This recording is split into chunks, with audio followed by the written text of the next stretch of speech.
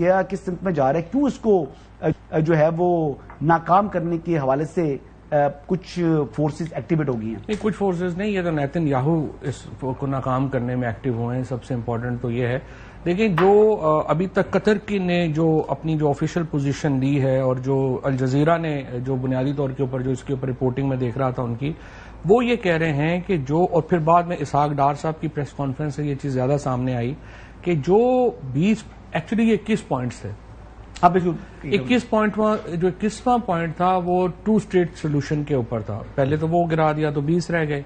اب 20 میں جو سب سے امپورٹنٹ شرط تھی وہ یہ تھی کہ جو IDF ہے یعنی اسرائیل ڈیفنس فورسز ہیں وہ غزہ کی پٹی سے نکل جائیں گے اور وہ چلے جائیں گے جو انہوں نے اپنا بارڈر ایک بنایا ہوا ہے اس کے اوپر. اور یہاں پہ پریزیڈنٹ ٹرمپ جو ہے وہ سربراہی کر رہے ہوں گے, ٹونی بلیئر ہوں گے, باقی لوگ ہوں گے, اور یہ ایک اور اس کے نیچے جو ہے پیلسٹین اتھارٹی مسلم کولیشن ہوئے گی جو کہ اس کو جو ہے پولیسنگ کرے گی. انہوں نے یہ ورڈز یوز کیے تھے. اچھا, اب جو میجر چینج آئی ہے مسلم جن کو یہ ایگریمنٹ دیا گیا اور جس کے بعد 8 مسلم ممالک کے جو وزرائے خارجہ ہیں ان کا ایک مشترکہ بیان سامنے آیا جس میں انہوں نے یہ ویلکم کیا بشمول پاکستان کے اس معاہدے کو. اس کے بعد جو ملاقات ہوئی نیتن یاہو کی اور پریزیڈنٹ ٹرمپ کی, انہوں نے یہ بنیادی شرط اس میں چینج کر دی, یعنی یہ کر دیا کہ اسرائیلی فورسز جو ہیں وہ وہیں پہ رہیں گی اور ان لمیٹڈ رہیں گی. تو یہ تو وہ 3 سٹیجز میں کر دیا نا اس کو, اور وہ بیسکلی اس کے بعد بھی کر دیا, اور اس کے بعد بھی انہوں نے کہا کہ بفر زون میں ہے. بٹ اس میں ایک چیز ہے کہ جو کہ جنگ بندی ہے, فوری جنگ بندی ہے, کیونکہ وہاں پر جو کرائسز ہیں وہ بہت بڑھ چکے ہیں, اموات ہو رہی ہیں. یہ نہیں کہ جو اسرائیل ٹارگٹ کر رہے ہیں 100 یعنی 100 110 15 80 90 لوگ روزانہ, نہیں روزانہ کی بنیاد پر اتنے بندے آج بھی شہید ہو رہے ہیں. لیکن یہ اس کے علاوہ یعنی بھوک سے, میڈیسن کی یا طبی سہولیات نہ ہونے کی وجہ سے, پانی نہ ہونے کی وجہ سے, خوراک نہ ہونے کی وجہ سے اموات ہو رہی ہیں. تو یہ ایک وہاں پر بہت بڑا کرائسس ہے. تو یہ جنگ بندی جو ہے وہ ضروری ہے اور فوری طور پر امداد وہاں پر پہنچائی جائے. صاحب, نیتن یاہو نے جب UN میں اسپیچ کے لیے آئے تو 70 جو ہے وہ لوگ اٹھ کے چلے گئے, اور اب یہ دیکھ لیں کہ یعنی انہوں نے اجلاس ہی چھوڑ کے چلے گئے, بائک آؤٹ کیا اس کا سننے کا.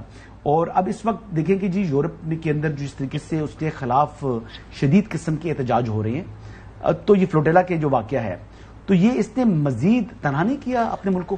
حسنی, ایک بڑی انٹرسٹنگ آپ نے بات کہی ہے, اور اس کی وجہ یہ ہے کہ اگر آپ غور کریں نا کہ اسرائیل نے سیکنڈ ورلڈ وار کے بعد ایکچولی جو جیوز کے اوپر جو مظالم ہوئے تھے سیکنڈ ورلڈ وار میں, وہ ایک مظلوم قوم تھے. جی, انسان جو ہے نا وہ مظلوم کے ساتھ ہوتا ہے.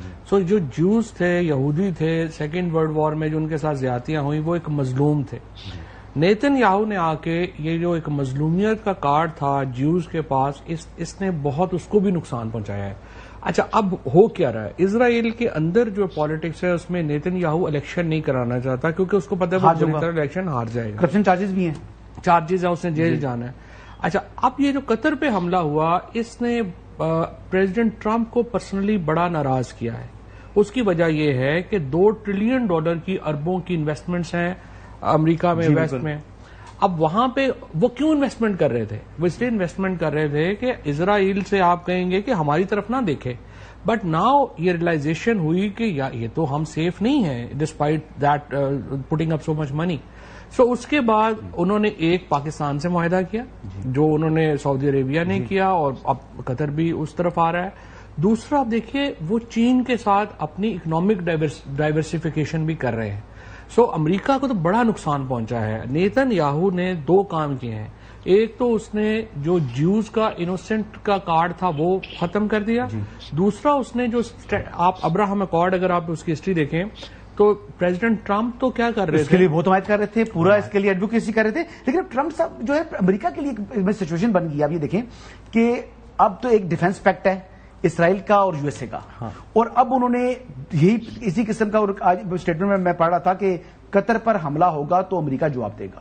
تو اب یہ بات جس طریقے سے تو سامنے بٹھا کے معافی منگوائی نا, معافی منگوا لی. لیکن اب اگر اسرائیل حملہ کرتا ہے قطر پر تو کیا امریکہ جواب دے گا؟